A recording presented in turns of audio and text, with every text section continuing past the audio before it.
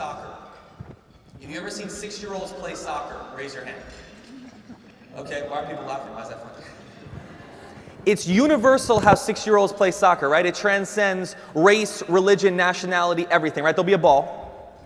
There are 50 kids swarmed around it like bees, right? Everyone's kicking each other in the shins. Someone accidentally hits the ball, goes bouncing down the field, and everyone goes running after it, right? Right? You know what I'm talking about, right?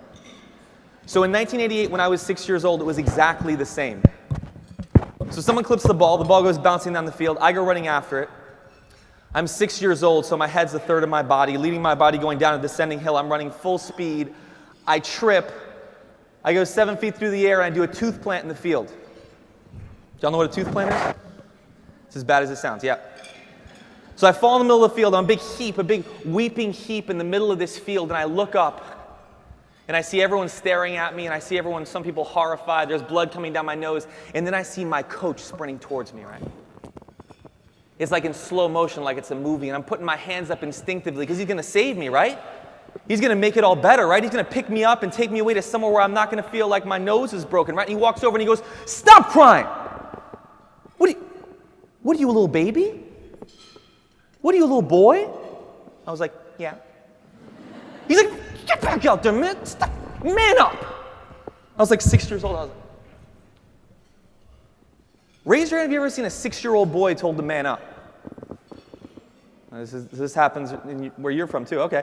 Raise your hand if you were a 6-year-old boy that was ever told to man up. I'm glad some men are not raising their hands. That's hopeful. Okay, cool. And this day, along with a cluster of other ones that all seemed to happen when I was 6 years old, began this crisis of identity I had that all had to do with my gender and the way I learned about masculinity. And I started to become self-aware. I thought to myself, I said, if I can't cry when I do a tooth plant in the field running full speed playing pee-wee soccer, I sure as hell can't cry when I'm watching my favorite movie, this movie called E.T. about an alien with a weirdly shaped head, right? I saw it 3 times, and I was weeping as much as I did on the soccer field all 3 times I watched it. So I said, I definitely can't do that watching E.T.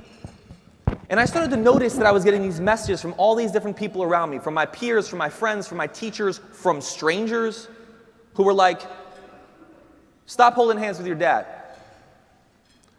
Stop saying I love you. Boys don't say beautiful.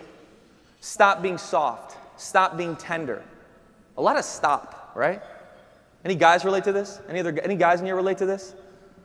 You're shy. It's okay. Those are some half hands. I got you. Okay, I see you. That's good. And this only seemed to escalate as I got older. Each year it seemed to become more and more of this this tidal wave of people telling me, you need to be anyone else other than who you are. And then I entered adolescence, and it was at a fever pitch. I'm in high school. And I'm thinking, if the person that I inherently am is wrong, the easy solution is I'll just be a different person, right? You're like, wait, what? No, yeah, all right. So I was like, I'm going to change the person that I am. I'm going to become the guy, this dude, this caricature and this character that everyone wants me to be. So I'm 15 years old. I get a bench press for Christmas. Right? Y'all know what a bench press is? No? You're like, we're readers. Okay, no, you know what a bench press is. Okay, cool. He's like, I know. All right, you work out. All right. So I'd sit in my basement. I'd put as much weight as I could. I'd sit there. I'd be listening to DMX's first album. I don't know if any of y'all know who DMX is. You're like, no? Okay, DMX is It's Dark and Hell is Hot, and I'd sit there and have my shirt off. I'd be barking. I'd be sitting in my basement. I just imagined I was walking around. I was king of the world. So I'd walk through my hallways at school, and I stopped being like the smiley kid. I used to be the smiley guy. I used to be the goofy kid. And I was like, I'd walk through the hallways now, and people would be like, yo, Carlos, what's up, man? Good to see you, man. And I'd be like, what's up? I'd walk into class 15 minutes late. My teacher would be like, Mr. Gomez, can we help you? I'd be like, I don't know, can you? All the educators are like, I was that kid. Yeah, I was that kid. So I'm 17 years old, and I feel like I have life figured out. I am certain I have everything solved in this life. I'm captain of the basketball team, right? I'm vice president of my class. I'm a popular kid. In the yearbook, I'm voted ladies' man, which was like the biggest accomplishment of my life up to that point, right? And then we had this mandatory assembly, and a poet is visiting us by the name of Martín Espada. this Nuyorican poet, this Puerto Rican New Yorker. And of course, I'd been tinkering with poems a little bit on the side, quietly, not telling anyone about it, because at that point, like, boys were definitely not supposed to do poetry as far as I knew. So I walk in 10 minutes later, I'm with two of my friends from the basketball team. We sit in the back row, back left of the auditorium, and I'm sitting with my two friends from the basketball team, and I'm like, poetry. And this guy starts reading. And something about his poems make my body start to feel a little bit funny. You ever have this happen? You're watching like a movie, a play, you hear a song, and your body starts to feel funny. Y'all know what I'm talking about? Does this happen to you? Okay, you know what I'm talking about, right? It's kind of like the movie Alien. You know the movie Alien where like the alien comes up, right? Like it's like something's moving in my stomach. I feel it move up through my chest. I feel it move up through my neck. I feel something caught in my throat, and I feel this pinch in the back of my eyes, and I have this allergic reaction to the poetry where water starts to come down my face. And my friend on the basketball team's like, yo, are you crying over some poetry? And I was like, no, pollen is crazy right now. He was like, yeah, it's January. I was like, mold is crazy right now, yeah. And I had this moment I like to call the kneeling on the chair moment, and it's this. You ever have a moment in your life where you feel like you have to do two diametrically opposite things? You can only pick one, and there's life and death stakes on both, right? So I had to walk out of this room before one more person saw me cry, because I had spent 17 and a half years building myself into this perfect, what I thought was perfect, this ideal of this stoic, closed, alpha dog, toxic, robotic, machismo, masculine ideal. So I get up out of my seat to walk out of the auditorium. And as my back turns, I start to hear these words coming out of Martín Espada's mouth. And I had this realization that if I miss one syllable, one breath out of Martín Espada's mouth, I feel like my soul is going to die. So I kneel on the chair, right? And I'm like, okay, I'm going to give him 10 seconds. Okay, I'm going to wait till the end of this stanza. Okay, I'm going to wait for one more poem.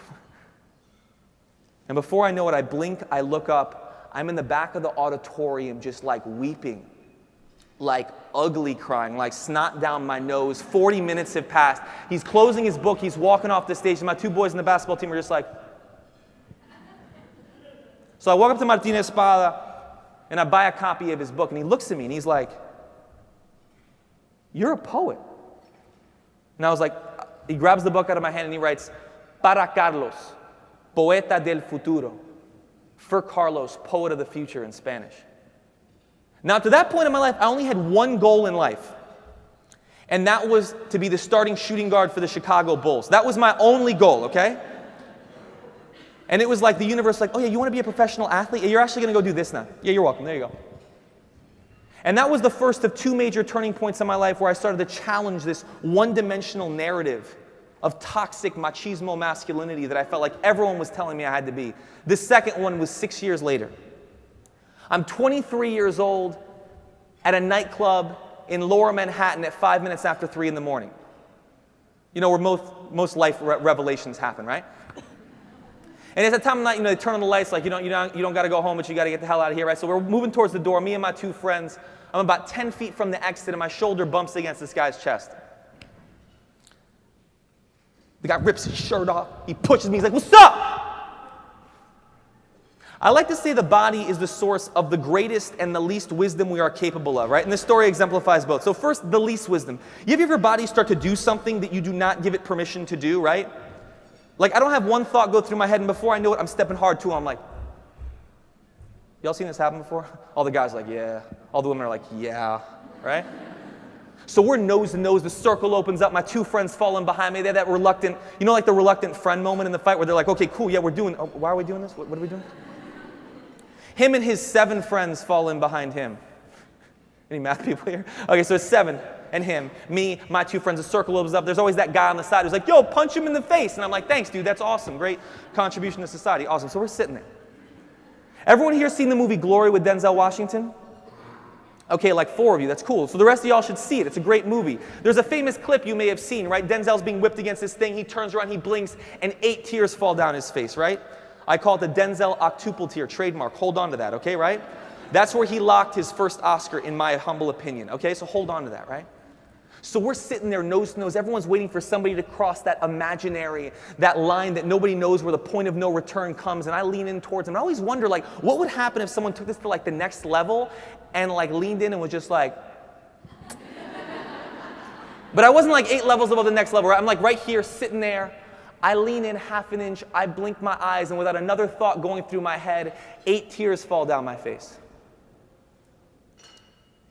That's not a punchline. That really happened. It's not a metaphor, right?